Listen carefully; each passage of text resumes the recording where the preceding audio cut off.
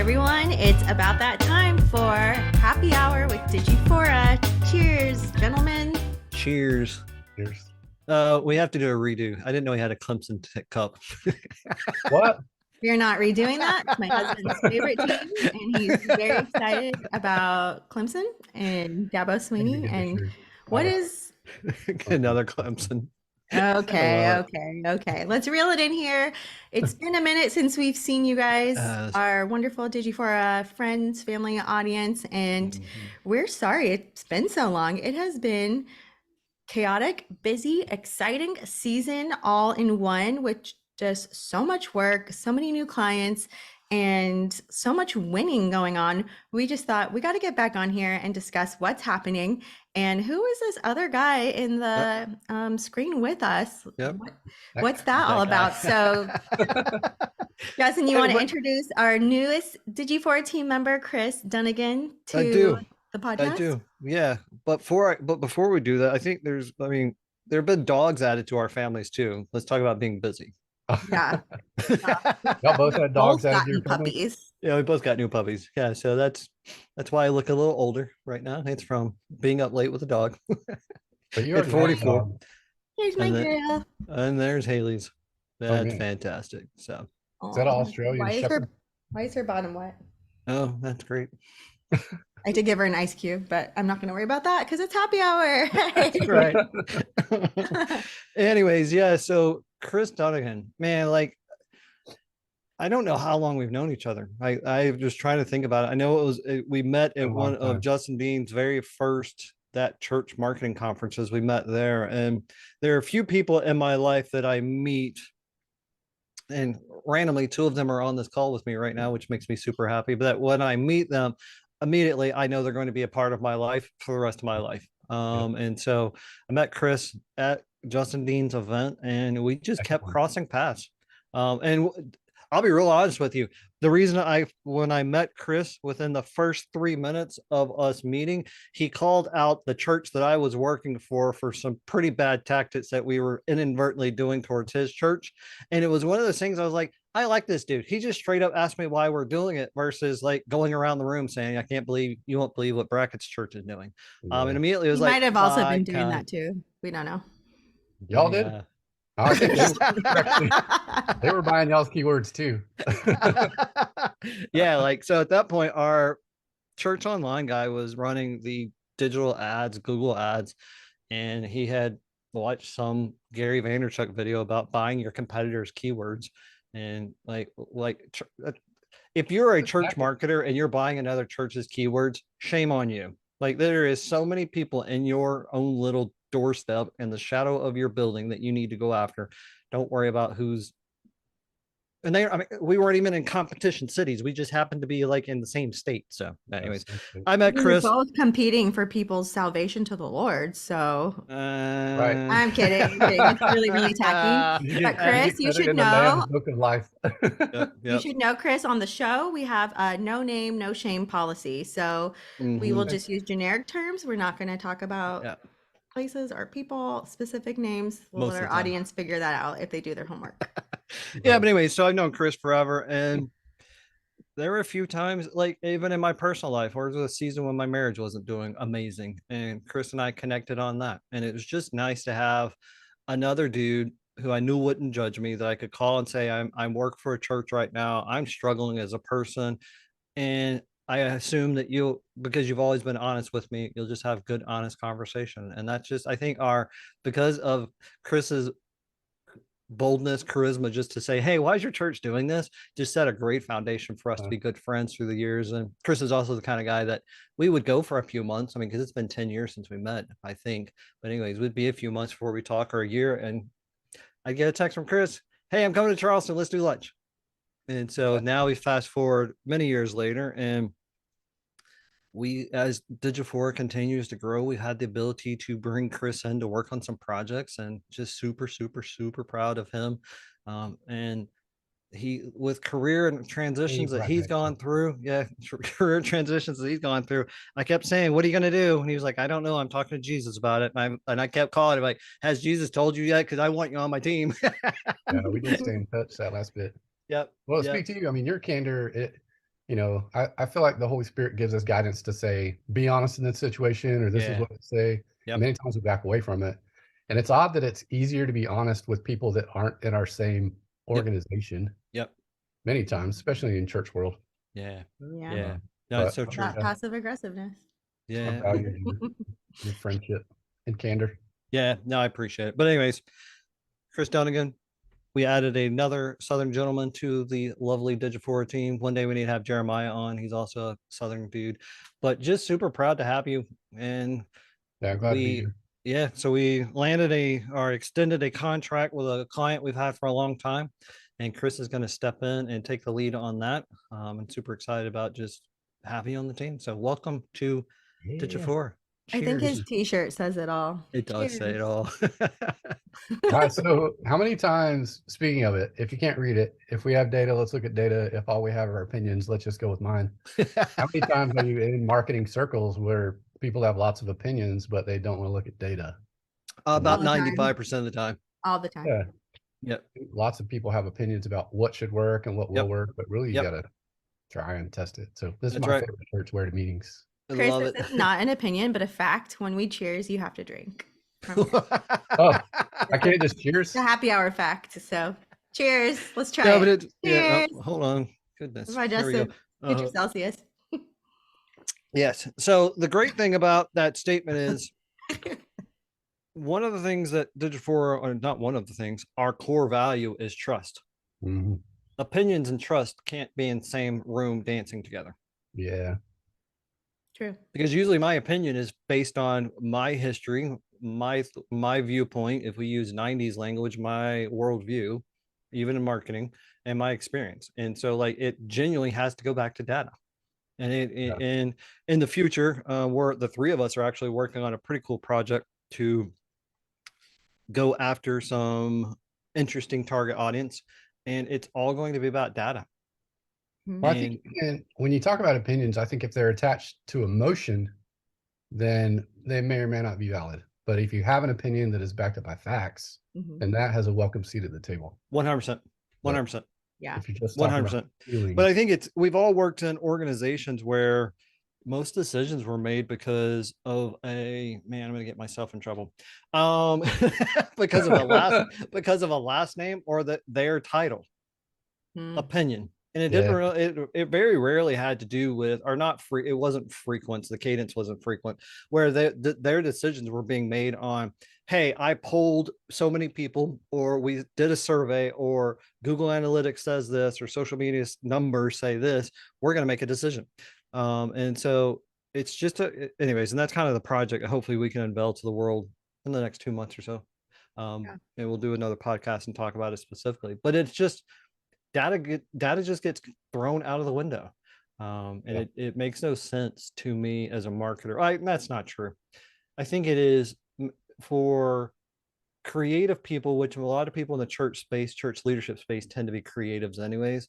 And when they have to sit and wrestle with data, it just gets hairy for them. And I think that's the issue that most of them run into. They don't have a trusted advisor that is willing to say, you trust me, give me the data, I'll solidify it, organize it, whatever the case may be. So sorry, that was my rant on Chris's data is awesome. And with data, I'm going to move us to the data we use to show that we help our clients win. Now, the beginning of the year, I pitched an idea to Justin, just talking about how we need to be talking more about how we're helping our clients win. And it's challenging because we can't necessarily name all of these clients. But we do want to show what we're doing, and we can't help but shout it from the rooftops. So we started the results are in at the end of the month, just showing results, real results from our clients on our social channels. And so back in January, some of our results were, we helped a client have their best month of sales ever in company history. Awesome. Yep. That's real data. Like, that's like going back to data. Like we pulled data from before we were ever in their world, and then helped them look at it, and then took what we have done. And then we could correlate directly to our effort to, congratulations, marketing works when you use data. Yeah, that's exciting. Totally.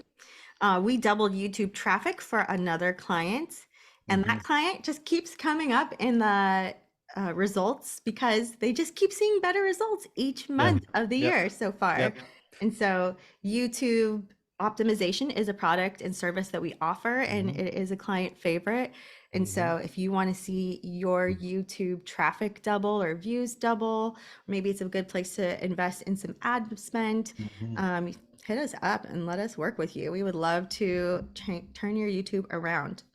We also helped another client increase event attendance by 60%.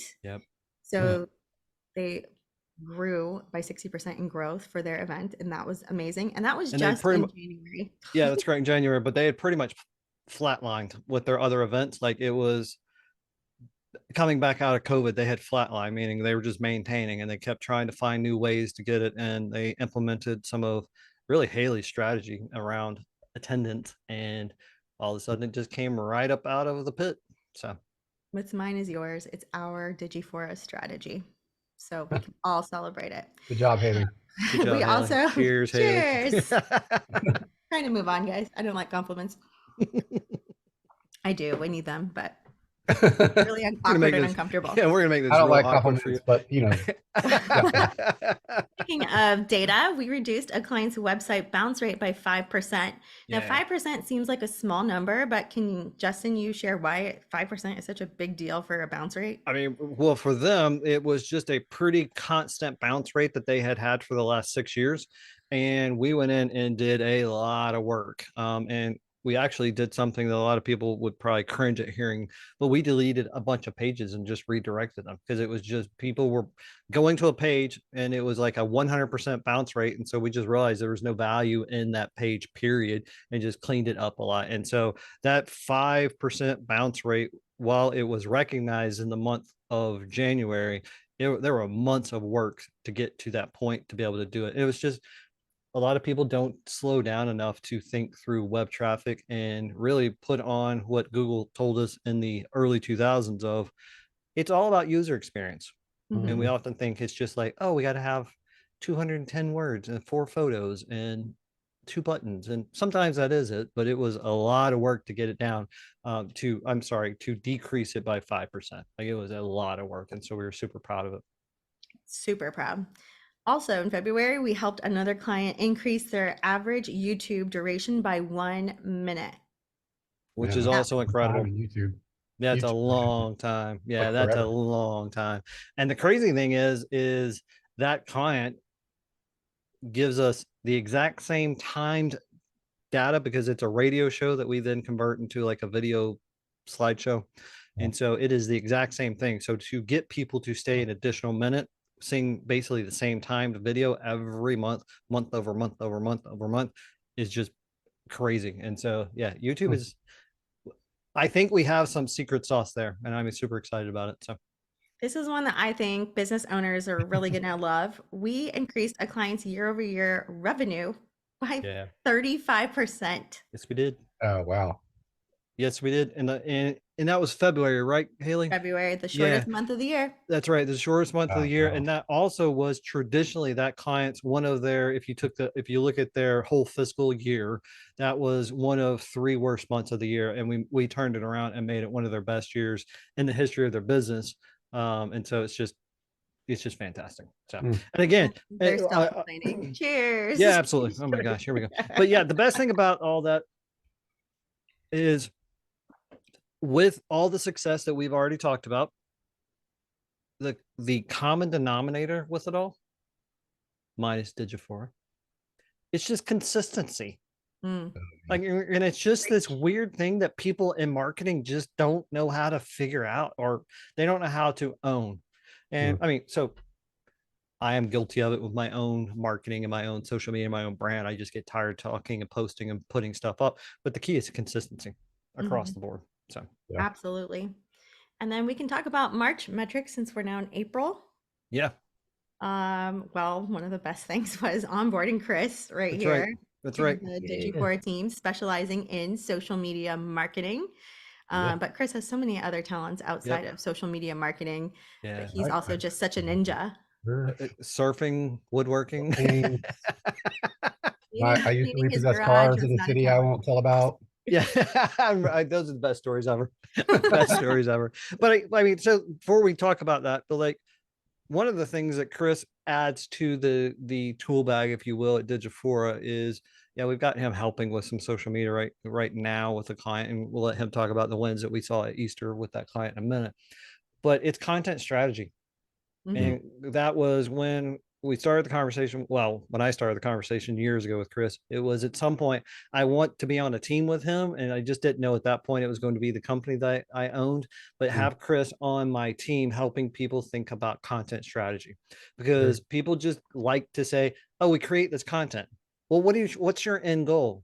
More people on the website. No, that's not your end goal. Like, what is your end goal? And so Chris, more than any person I know, understands content strategy, which is now another tool that we have at Digifora to be able to help resource our clients. And also that becomes its own bucket of, it's a product. And so if you're a company, if you own a company, or if you own or pastor an organization, you're like, we want to win the internet for Jesus, I think is Chris's byline. And it's we literally can help you do that now.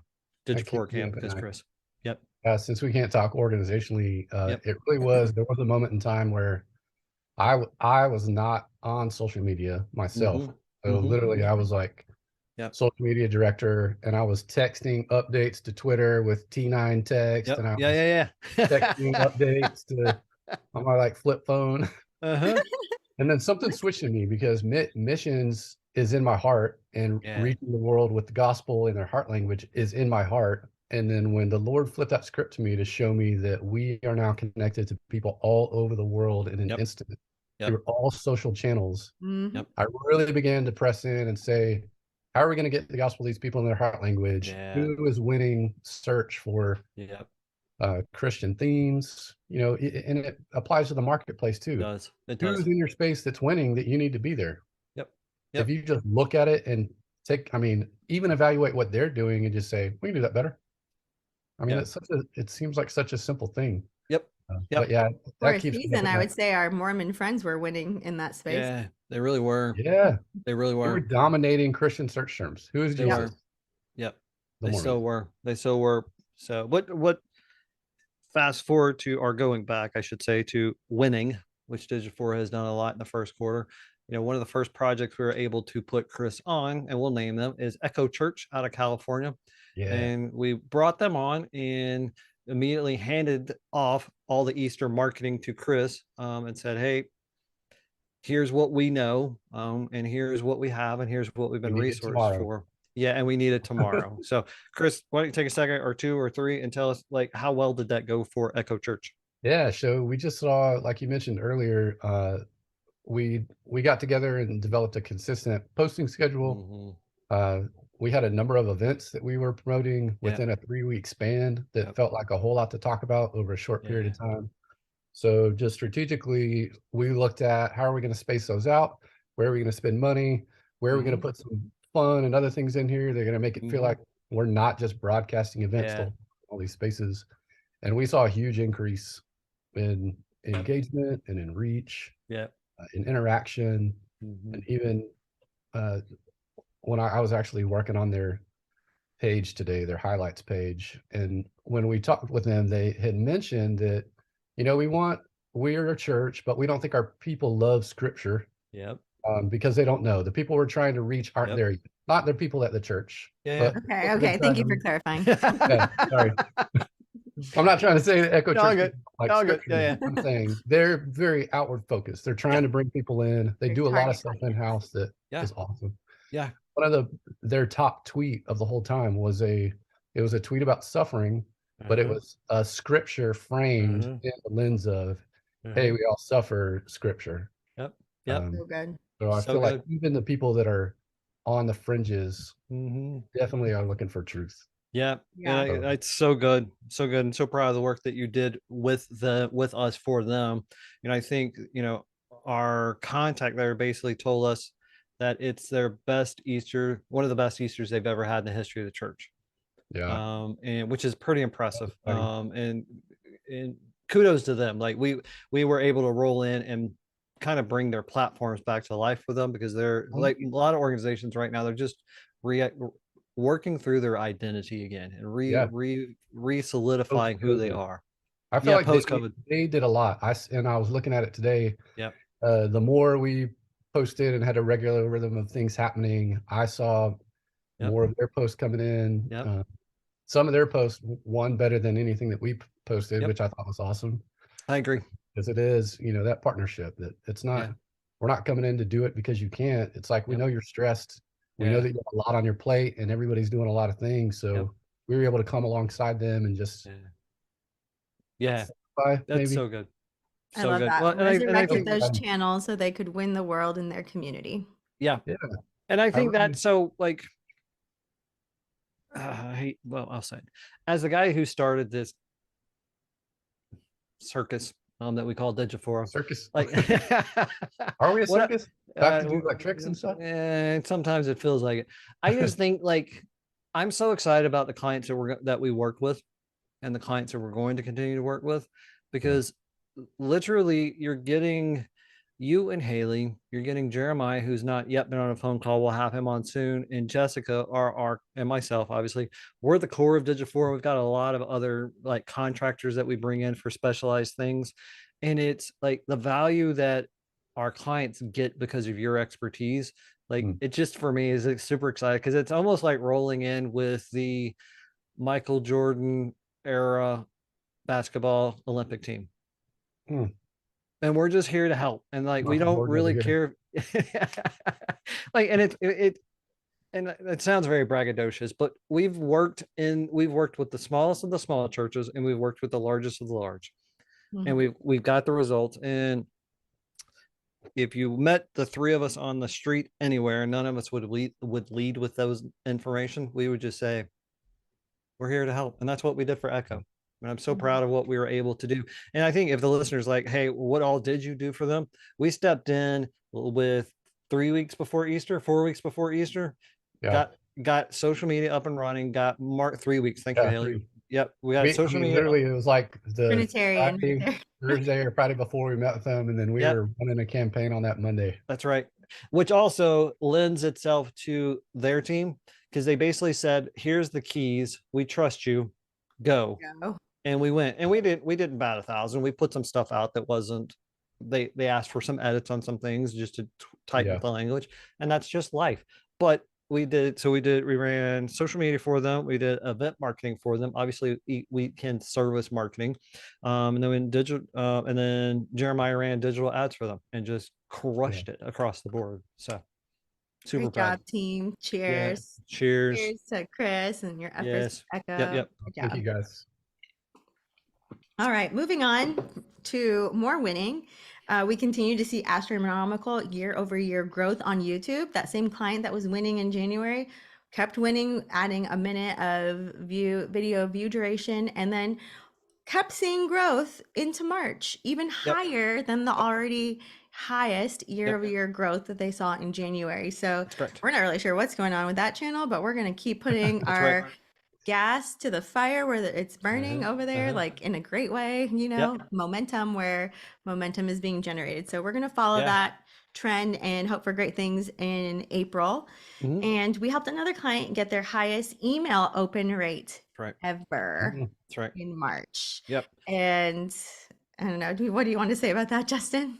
Again, it's a feat, right? Because it is their database. We stepped in and helped them. They grow their own database. All we've been tasked to do currently is to keep their database engaged. And I mean, again, like Haley's done a fantastic job working with our writing team to continue to come up with great, fantastic headlines that people want to click. We've done some great testing, and it goes back to data, what we started the whole conversation with. Like, I think that we keep going back to, hey, we see that these type of headlines people are clicking on, so let's try this. And so it's just been a great team effort on the front there. So yeah, fantastic. Here's to the data.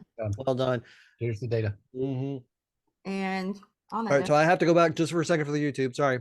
Well, this client keeps having a better and better and better month. We know it won't go forever. Like, that's literally impossible. But I think in full disclosure, like, they are what do we call it, Haley? anyways, they're one of our original digifora clients. Like Legacy client. thank you, Legacy. They were day one Legacy client, and so we've been doing work for them for 2.5 years. And there's been some really great highs, and there's been some really low lows with them. But I think we found some pretty interesting tweaks. So to put in perspective how well their year is going, in the first quarter of this year, they've had more views, more impressions, and more subscribers than they had in the whole year of 2022 combined in the first quarter. So when we say crazy momentum, we mean it. Yeah, it just is. It's rocket fuel right now. And the great thing about it is they're very appreciative, which is fantastic, but their demographic is changing the world.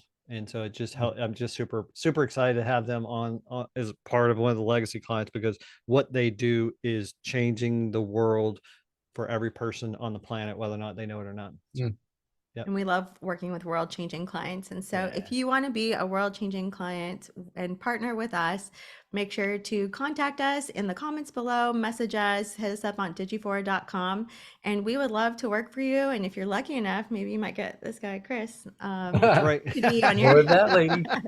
or Justin or me. I'm always around. I'm always around. I'm like the value add to the whole team. Well, thank you guys for joining us for this episode of Digifora. Make sure to check out some of our older episodes. It's always great content, always a good time. And bring your drinks so you can cheers with us. Cheers. Cheers. Have a great day.